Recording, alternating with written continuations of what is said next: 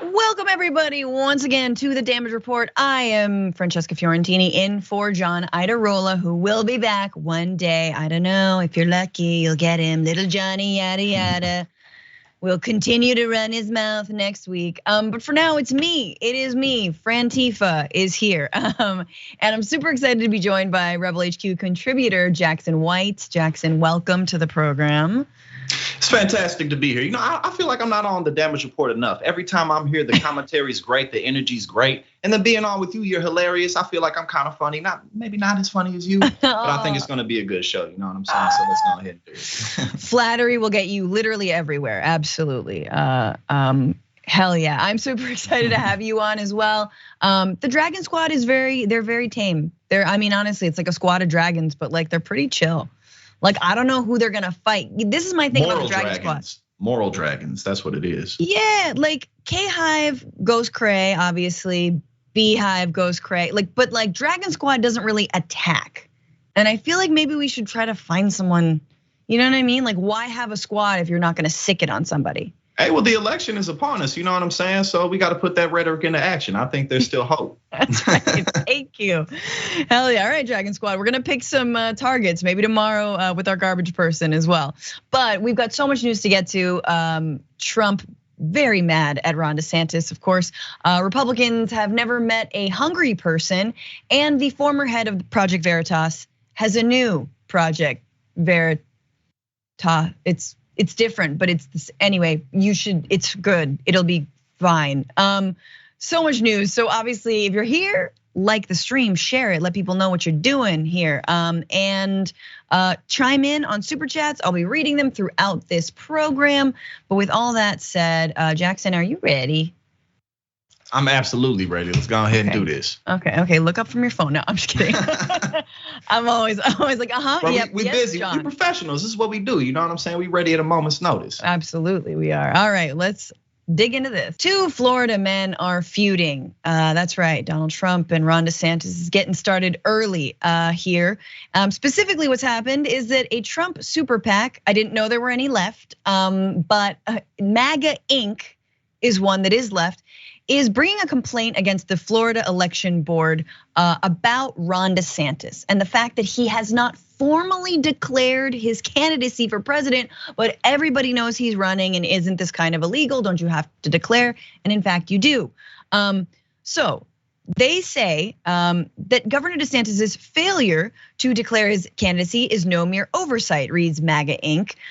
This is a complaint to the Commission on Ethics, which is fun, Florida Commission on Ethics. I thought that was like obliterated under the Stop Woke Act, like ethics, that sounds woke. Anyway, it continues. It is a coordinated effort specifically designed for him to accept as unethical gifts, illegal campaign contributions, and certain personal benefits.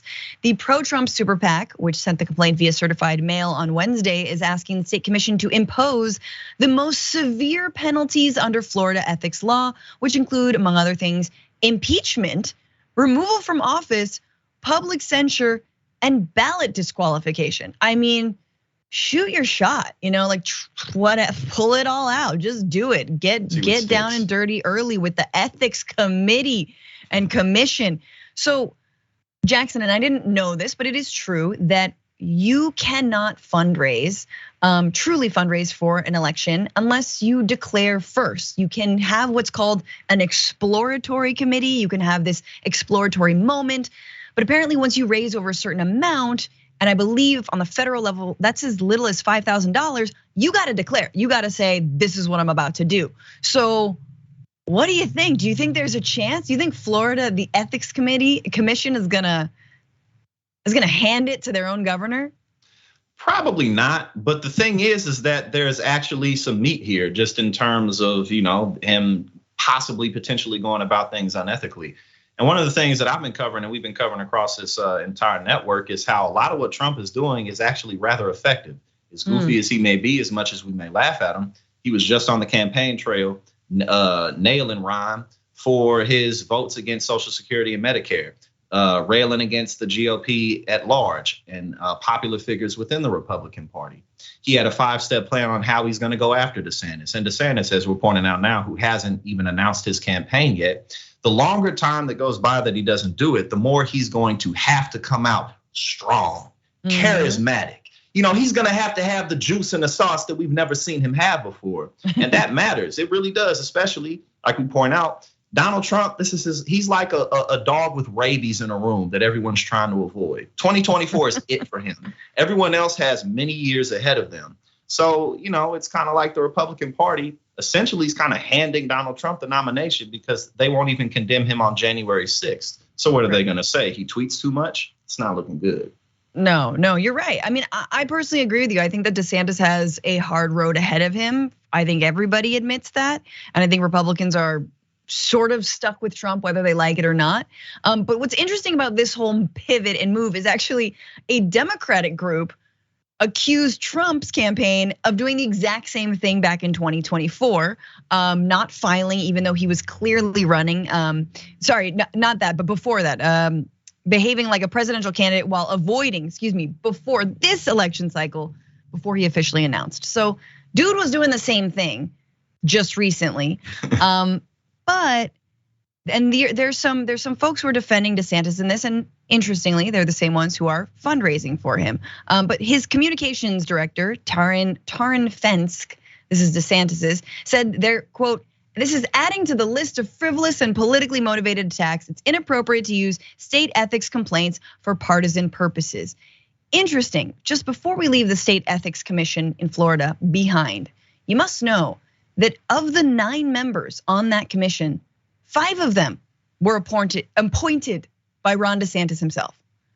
So, do we think that they are going to take seriously a claim that DeSantis needs to be announcing his candidacy and declaring it, otherwise he will face impeachment? No, that is probably not gonna happen. They've been handpicked for that reason.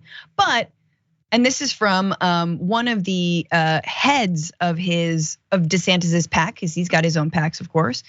Ken Cuccinelli, who's a former DHS official under Trump, actually, put out this statement. He said, "The overwhelming response we received to building a DeSantis grassroots effort is exciting and I'm sure intimidating. No wonder the folks on that campaign are nervous. They should be. The MAGA movement is excited to look to its next chapter in future conservative leadership. They are excited at the potential of a President Ron DeSantis." Okay, buddy, but you see what you just did there? Because is he running or not?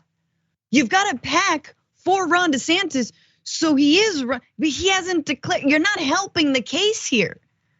So again, everyone is just just kind of like false start.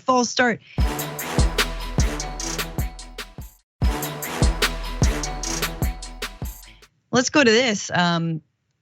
Here we have Chip Roy, Representative Chip Roy, officially endorsing Ron DeSantis, who is apparently not officially running for president yet, sent this out to all of his followers. "Dear fellow conservative, the next president of the United States must be a vibrant and energetic leader." Ooh, shots fired. "With the faith, vision, and courage to chart a new course. America needs a leader who will truly defend her and empower the people against," oh my God, first of all, never refer to America as her. You do not earn. You gotta earn her. You gotta respect women's rights before you're gonna put a pronoun. You who don't care about pronouns, put a pronoun on this country? No. Good point, because that was very, very out of step. Good point. Absolutely. Although honestly, they do treat this country broadly like they treat women inside this country. But anyway. Also a good point. So back to this BS.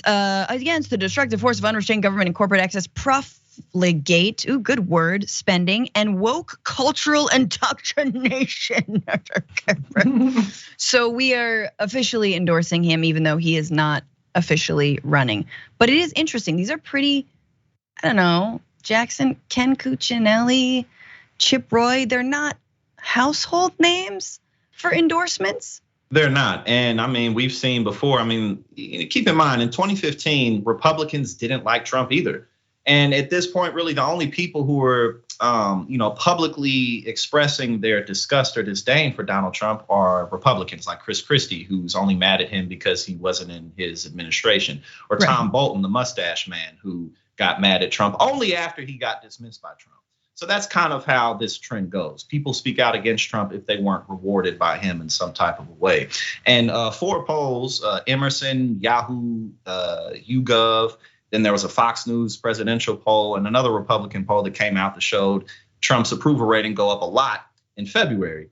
So, at the end of the day, we can't forget Donald Trump had over 70 million votes in this last election. So the thought that he's just he's just done. Republicans are finished with him. Republicans are finished with him, but they voted for George Bush twice.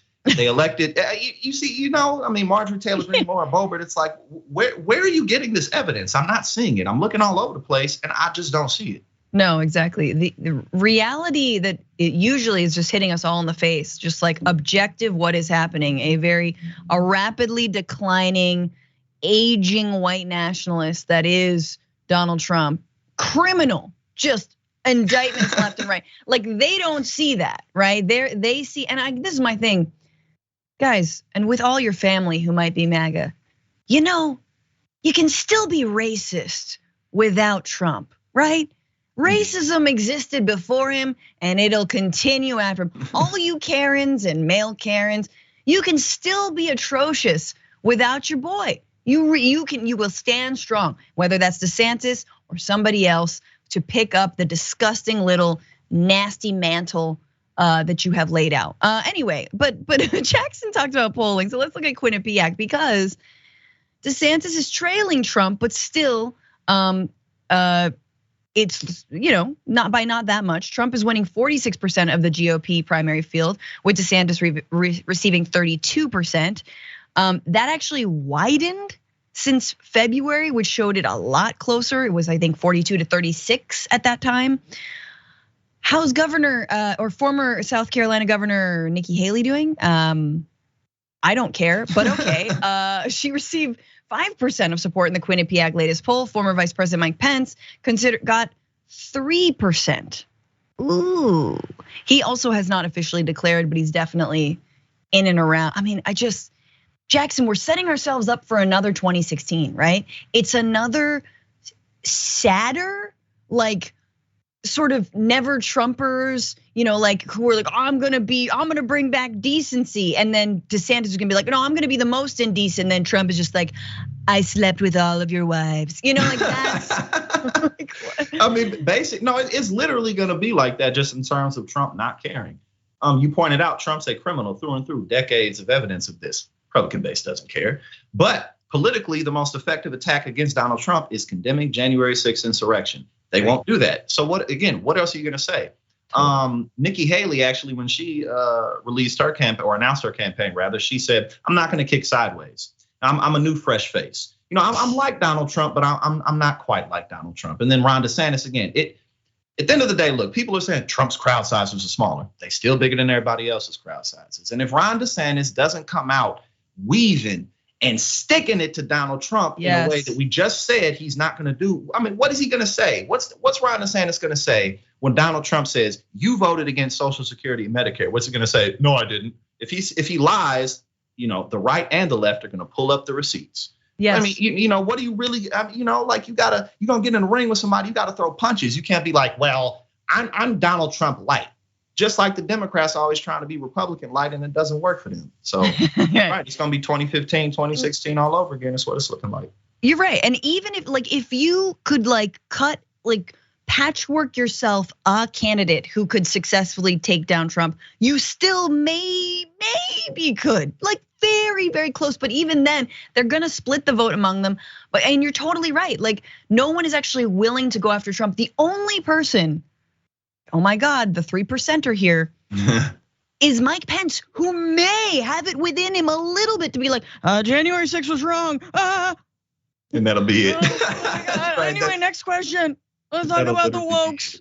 Oh, well, speaking of Mike Pence, though, on top, he was just on CNBC, and for 5.5 minutes, all he talked about was cutting Social Security and Medicare. Because I just had a new granddaughter, and when I look at her, I can't imagine her having to pay off the debt and the deficit. I have to think of my future, the future generations, which will hand votes to Donald Trump. Even though he only has that 3%, pretty much everyone else other than him is talking about that. And whether it's the truth, whether Donald Trump really intends to protect Social Security or not, it doesn't matter.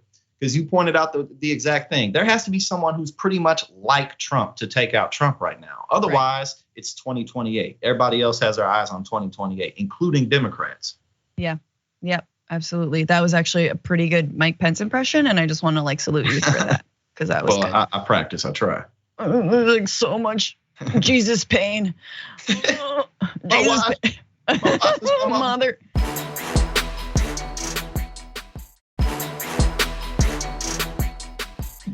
All right, well, let's leave that behind, very, very far behind, and jump into this. Just a quick question about how you feel about drilling in the Arctic refuge. Totally opposed to it. Completely, totally opposed to it. And I think I'm the only one, maybe not the only one running, who's been up in the Arctic Circle. Remember the great oil spill that occurred? And I watched when I went up there, and I went up in a helicopter up on the North Slope and saw what was going on and saw what was happening as the glaciers began to melt and how the caribou and everyone, there's a lot going on up there.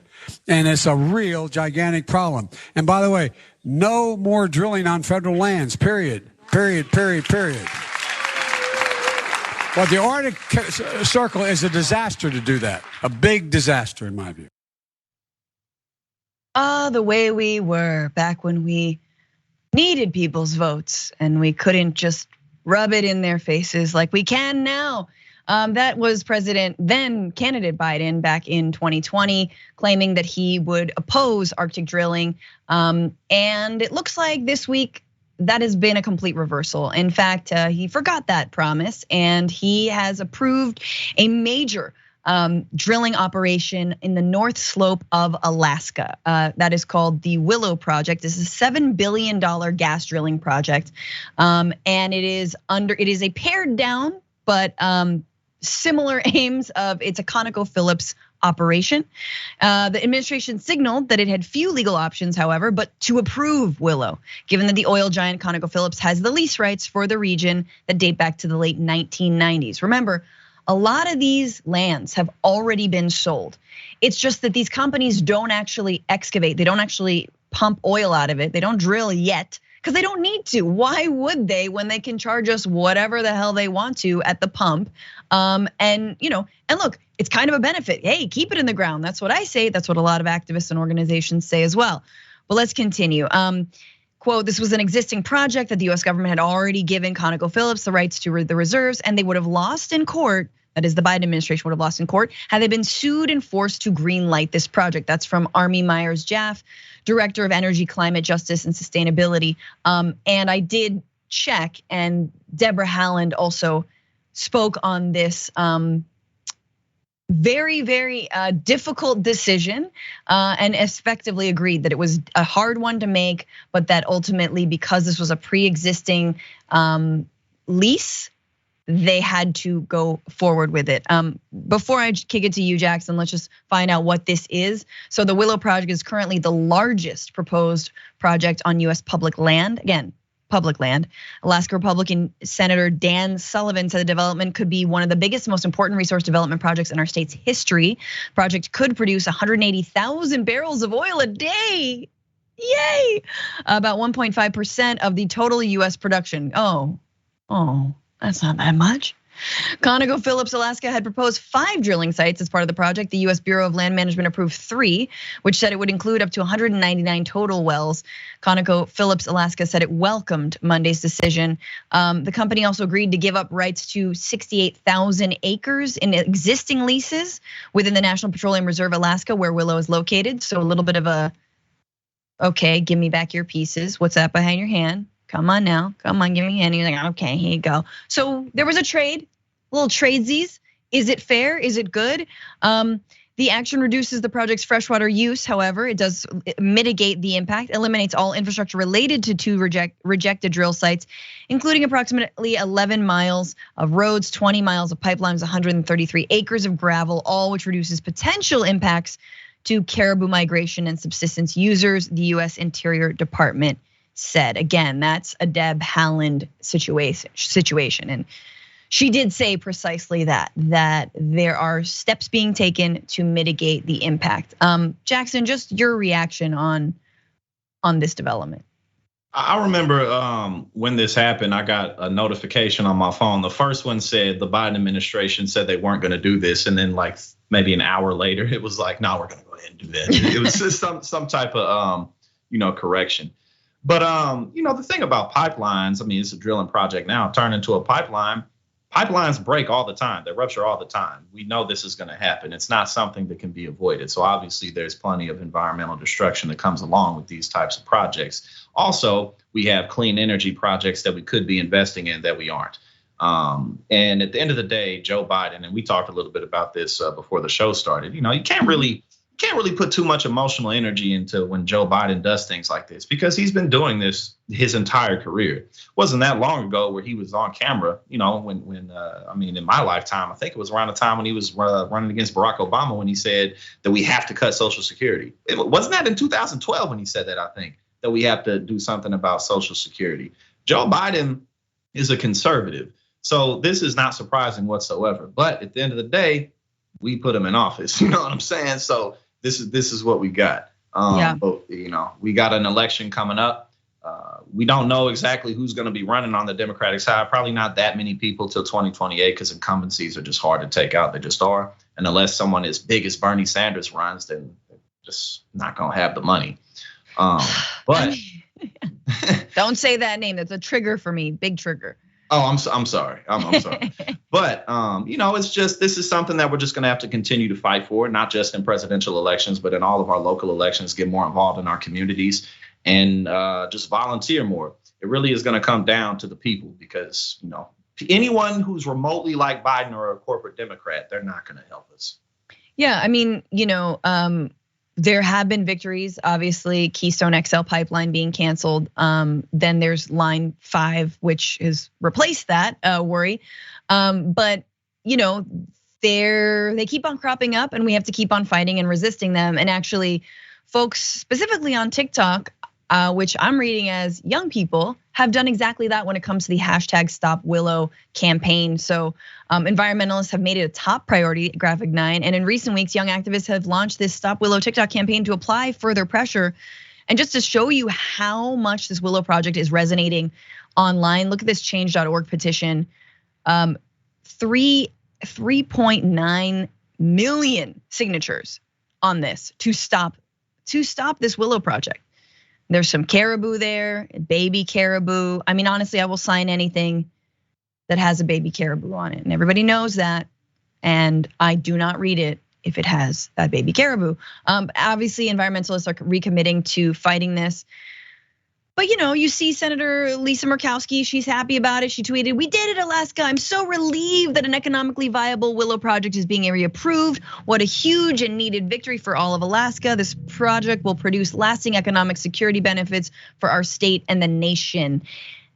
And I think this is where I get upset, because look, fossil fuels have been used by state leaders, legislators on a federal level, as leverage for bringing jobs, for economic infusion, for opportunity and all this. And yet at the same time, they are literally choking our communities to death. We are dying. We are dooming ours and future generations. We are completely abusing the land, drying up resources, and slowly killing ourselves. So is that a good trade-off for a few jobs that probably are more like, like 50 to 100 jobs, if that? Like, we cannot live in a country that has only opportunities for employment in either fossil fuels or prisons. That's not a place that I want to be. And yet that is the reality in many, many, many states. And so again, when we call for ways to infuse this country with cash, i.e. dropping student debt, which will alleviate people, which will not strap people with that, infuse total infusion into the economy, people starting businesses, people investing locally, all of the ways that we can invest in our communities and find that money. No, we got to do it by extracting oil and giving most of the lion's share to a private corporation that knew this was killing us from jump, and then they kept on doing it. The silent hand of the market, that's all it is. Yes. And the irony is, the same people, as you pointed out, for the future generations, we're, messing up the land, the environment, the ecosystem. And the same people who like Murkowski, who you just put up, who was like totally in favor of this, but they'll also make the argument, we got to cut Social Security, man. We got to get rid of Medicare because our grandchildren, we got to think about it. The planet, who cares? But money, that's what matters. Yeah, exactly. When my great grandchild is clutching to a board floating in just a massive, like once in a generation flood, I feel like she's gonna be saying, "Oh, what about the deficit? Oh." 100%, because that's going to rebuild the infrastructure right in that moment. That's going to put food in her belly. So that's exactly what she'll be worried about. For sure. She was like, at least we balance the books. Swear to God. All right, we have to take a break. Our first break. There's more though after this.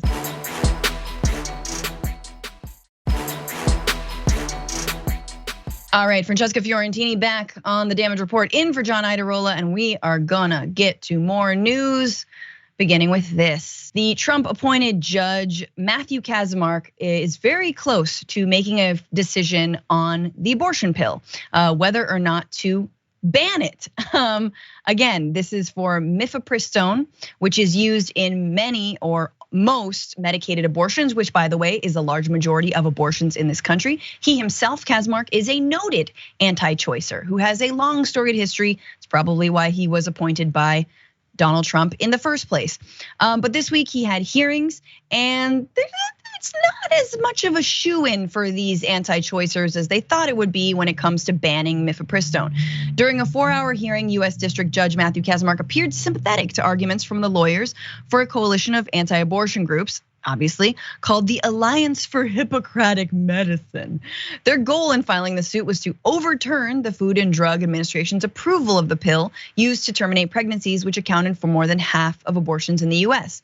In Wednesday's hearing, attorneys for both sides largely focused on the FDA's regulatory and approval process and didn't mention abortion or access or when life begins. Kacsmaryk seemed to offer plaintiffs more windows than the defense to clarify and elaborate on their arguments, especially those related to the FDA's approval process and the scope of a potential injunction. So that makes sense that he would give more word and weight to the plaintiffs in this case, because he sides with them generally. And again, mind you, they are going about this not on a religious tip, not on any kind of right to life. They are saying the FDA shouldn't have approved this. They're going about it through the bureaucratic channels, and you got, hats off for trying, I guess. And you might knock it out of the park on this one and screw it all for, millions and millions of women across this country. Anyway, however, the judge did stump, and this was fun that they didn't have a response to this, stump the Alliance for Hippocratic Medicine, again, these anti-choicers. He stumped their lawyers when he asked if they could offer another example of a drug that after like 20 years in operation, whether another drug had been rescinded in terms of its availability. And the answer was, no, I can't, replied Eric Baptist, senior counsel with conservative Christian legal group Alliance Defending Freedom. As to why the legal challenge came so long after the drug's approval, Baptist blamed the FDA, saying it took the agency 14 years to respond to a citizen's petition raising concerns about mifepristone. Justice Department lawyer Julie Strauss Harris said the removing a drug that had been safely in use for 20 years would be unprecedented. It's important to step back and think about what the agency did here, Harris said. The FDA did not require anyone to take it. They simply said it was safe and effective. Kacsmaryk said he's likely going to rule very soon, which will probably be appealed. It's gonna go to a bunch of other even more conservative courts. But Jackson, what I love about this story is that he set his homies up, like all these people he knows. He knows all these folks, they're all on the same side against women. And he sets them up for a basic question like, can you name any other medication that was taken off the market after it was approved? And they're like, I didn't think you'd ask me a hard question. Yeah, I mean, well, at the end of the day, you pointed it out perfectly. The reversal of Roe v. Wade and anti-abortion stances are just attacks against women. I mean, there are people who may honestly believe that it's murder if you take an abortion pill. Correct me if I'm wrong. I think women typically take those pills up to like 11 weeks, or you can take them up to 11 weeks. But typically within the first month, they'll take them. Considering that a life and then going this hard to punish women just for, maybe having an accident. You never know what happens. Women often don't even know. I've had experiences of this with women I've been with in serious relationships. You never know. You know what I'm saying? And sometimes it's like, if your life isn't all together, bringing a child into the world isn't an easy thing. And tell me about it. God forbid, you got experience with, you know way more than I do. And, God forbid a woman, gets sexually assaulted or something like that, and it's against her will. I've read stories about ex-husbands who found out that their wives took a pill at some point and they're filing lawsuits against them. I mean, this is literally insane and incredibly unproductive for society as a whole. Nothing good is coming from the reversal of Roe v. Wade, something that got passed in '73 during a time when we weren't as progressive as a country in general. So that really just goes to show what type of era we're in. One side is trying to move things forward and the other side is trying to move things backward. Right, and I think it's important to understand that mifepristone is incredibly safe. This is, again, over half of abortions are medicated abortions. As Jackson mentioned, they are early, just like most abortions are early in the first trimester. And it allows for people, especially who do not have medical access to a clinic, to many clinics that have been shut down, to clinics who have been subjected to all kinds of stipulations by their anti-choice legislators in their states, to have hospital admitting privileges and other insane things when abortions are routine procedures. To say nothing of the people who do want to be pregnant and sadly are suffering miscarriages or have some sort of fetal abnormality or something is happening with putting their life or the life of the fetus at risk.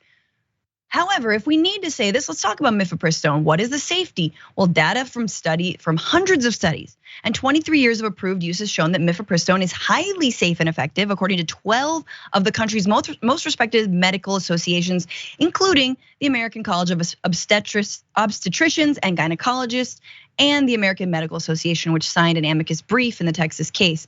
Data analyzed by CNN shows that mifepristone is even safer than some of the most common prescription medications. Risk of death from penicillin, an antibiotic used to treat bacterial infections like pneumonia, for example, is 4 times greater than it is for mifepristone.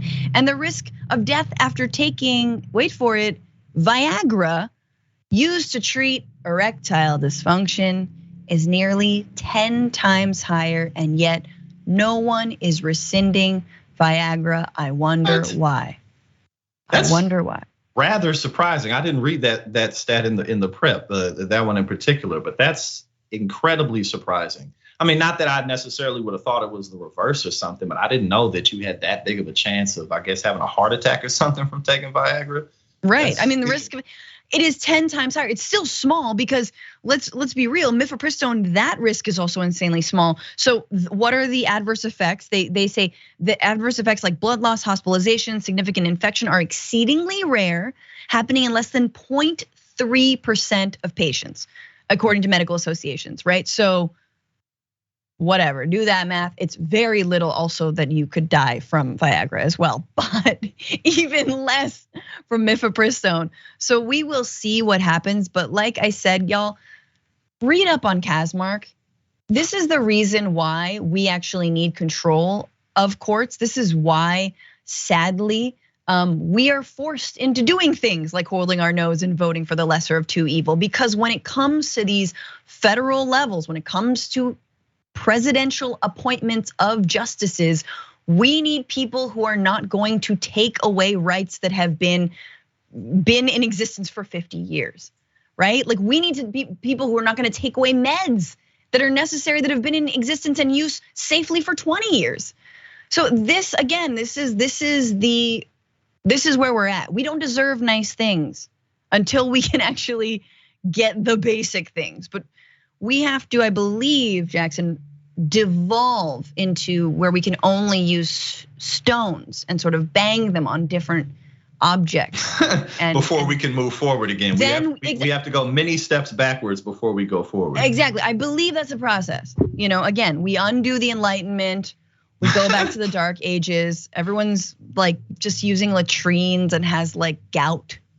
I guess gout go back to when everyone's a serf, you know what I'm saying? Yeah, everyone's a serf. Everyone's got like, I don't know, guys, what's a good old disease? The Black Scurvy, plague. I mean, we had a plague already, so we're sort of going back there, and then we have to rise. The serfs obviously have to rise up. It's a whole thing. All right, should we go to break or do one more story? What do you think? If we got time, let's do it. Let's jump into this one here. Mr. President, I have yet to meet a person in Minnesota that is hungry. Yet today. I have yet to meet a person in Minnesota that says they don't have access to enough food to eat. Now, I should say that hunger is a relative term, Mr. President. I had a cereal bar for breakfast. I guess I'm hungry now. Oh my God. That is an elected official. That is Republican State Senator Steve Drazkowski, who is speaking against a bill to provide free breakfast and lunch to students in Minnesota. Imagine that is your legacy. I bet that man calls himself God-fearing, Jesus-loving. I bet he's got one of those little fish on the back of his stupid cars. I'm sorry, but there he is arguing. Let's look at this. Let's look at this face. Look at this hungry face.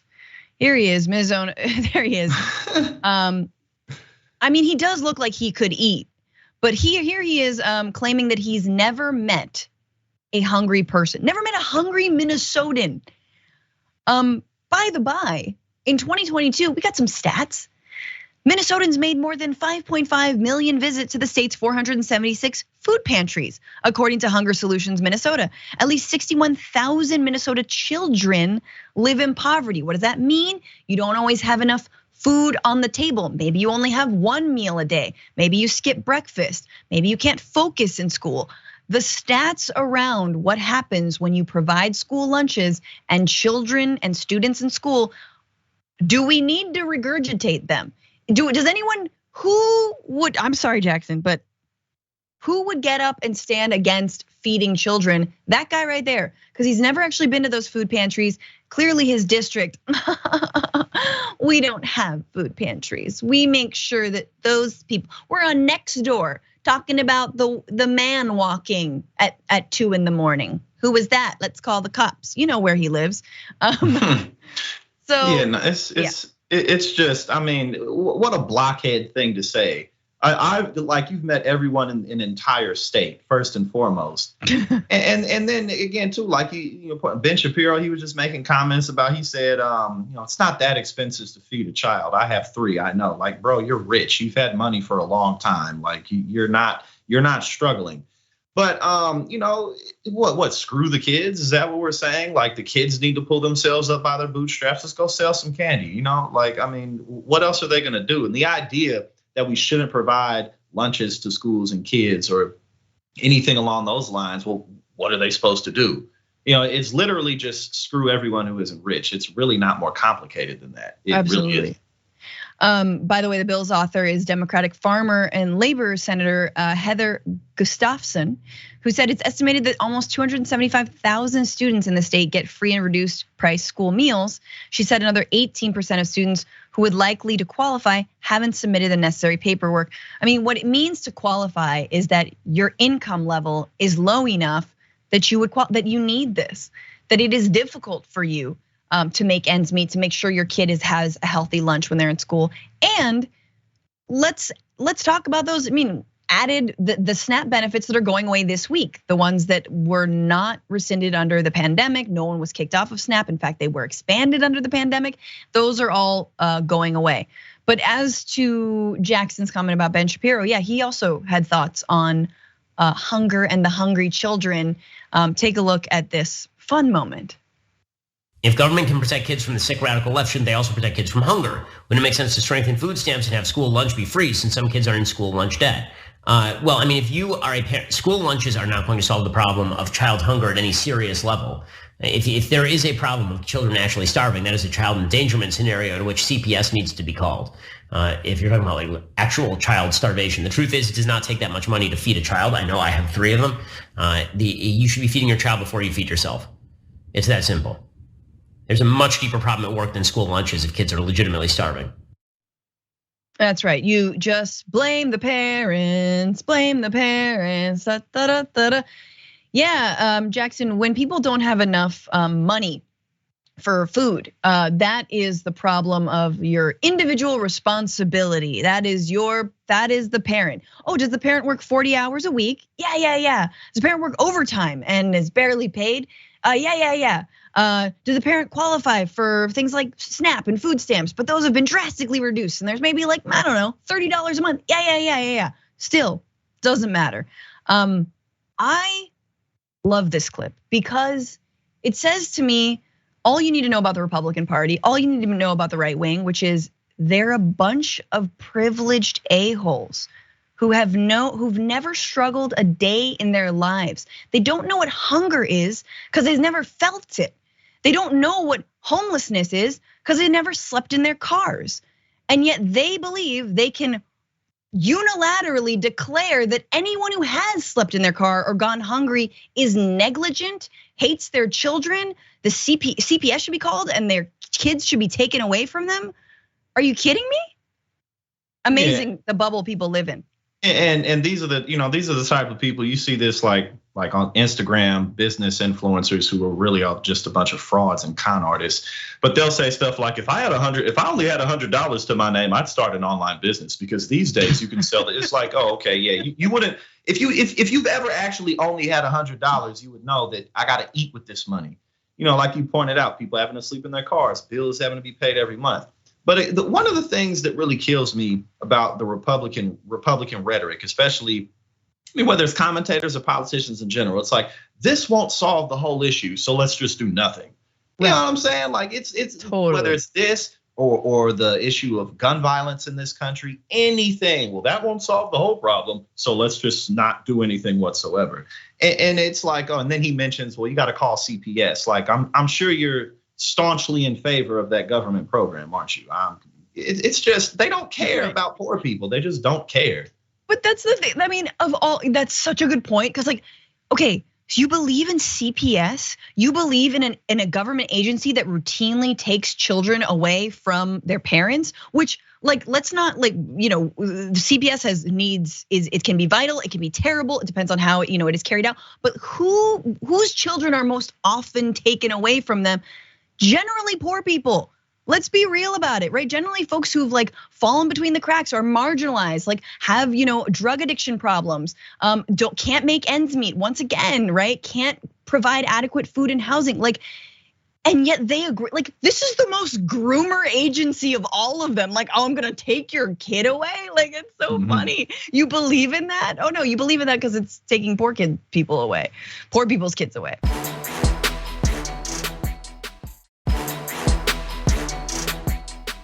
Florida does have to resign. Okay, so Ron DeSantis does have to resign before he actually runs. So who is gonna stop woke if he is no longer there to stop it? He does? He has to resign? Florida has a resign law. We've been fact-checked. He's not gonna run. He's not gonna run. I could be wrong, but that doesn't, I mean, politically, strategically, career-wise, if it's gonna be like that, it really isn't a good thing for him to run. Just keep doing your thing. You know what I'm saying? If it's Jackson, really do you really think that though? Because don't you feel like, I mean, do you think Ron DeSantis, like, does anyone need to be at the helm of Florida? Like maybe Florida's had enough. Maybe Florida should just be like communally run for a little bit. Well, I was just speaking in terms of him selfishly as an individual. You know what I'm saying? Like for his career, like if it's really like that, he has to resign. And then you lose, like the stakes are too high. It just doesn't make sense. That's true. And if that's the truth, then I'm pretty convinced he's not running.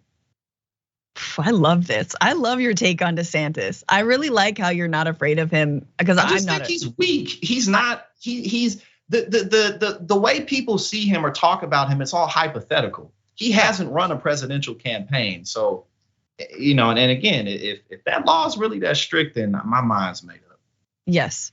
All right. Well, we have probably my favorite story of this entire day. Guys, move over, firemen. We're talking about goats. That's right, fire goats. Fire goats in California who are stopping wildfires before they start. This is a new way to combat what wildfires have done to this state. And given that wildfires are going to get only worse, in future years. There are different methods, and yes, there's pouring a bunch of fire retardant all over like forests. There's controlled burning, and then of course, put back the photo. There are goats. There are goats. I need to be next to a goat right now. Let's look at. Thank you. Hey. That just made me feel quite comforted. And look at this. Look at this. All right. So what are they doing? How do they do it? So goats. This is according. No, let's look at this. Goats are hungry, agile, and far from picky. Hell yeah, me too, girl. Across California, herds of goats are being used to prevent wildfires alongside more traditional forms of fire prevention. Goats are carbon friendly, prefer weeds to native plants, and can get up steep hills that humans and machines can't get to. Aha, take that AI. All you bots out there, you don't got it like goats got it, okay? I see you doing your little backflips, but you can't climb the mountains the way goats can. So goats have become a mainstay for fire prevention. It takes about 100 goats to graze over an acre a day. They thin down the plant coverage, making it harder for fires to spread. They're quieter than lawnmowers and gentler on the environment than pesticides. Can someone please call goats to all of my neighbors' yards? Because I hate the leaf blowers and the lawnmowers. I can't anymore. I just want goats. So anyway, a little bit more. Wait. Let's go. There's footage of them in action. Let's take a look at this.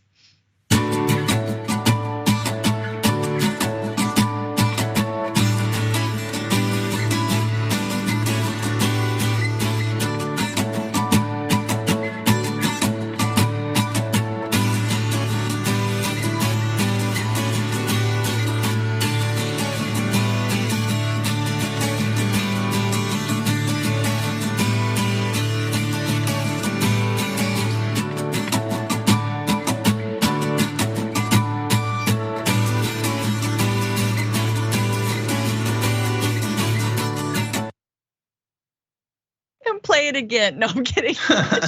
I just want to watch that forever. I'm a goat. I'm gonna stop a fire. Okay.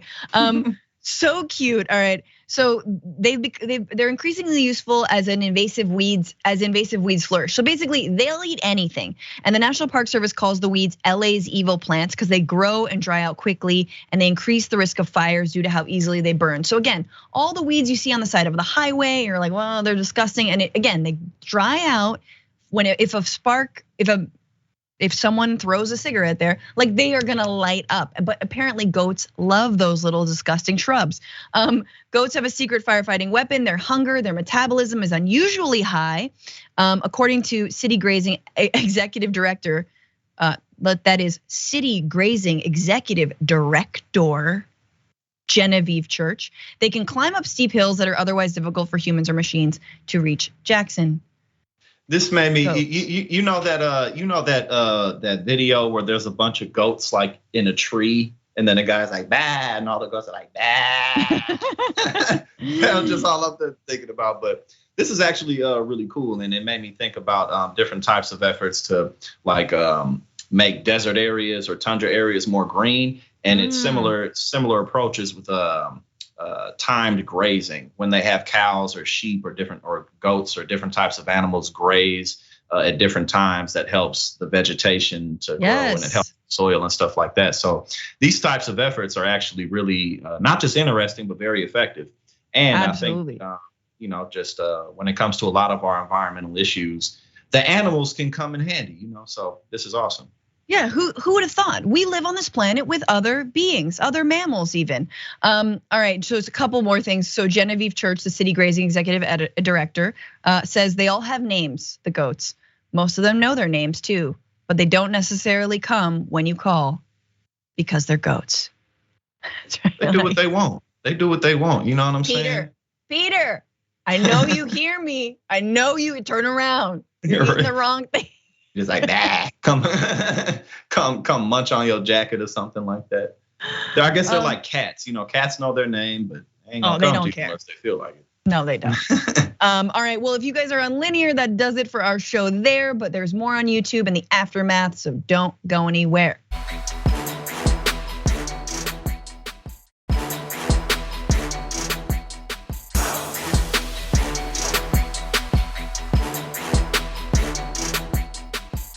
Thanks for listening to the full episode of The Damage Report. Support our work, listen ad-free, access members-only bonus content, and more by subscribing to Apple Podcasts at apple.co/TYT. I'm your host, John Adarola. I'll see you soon.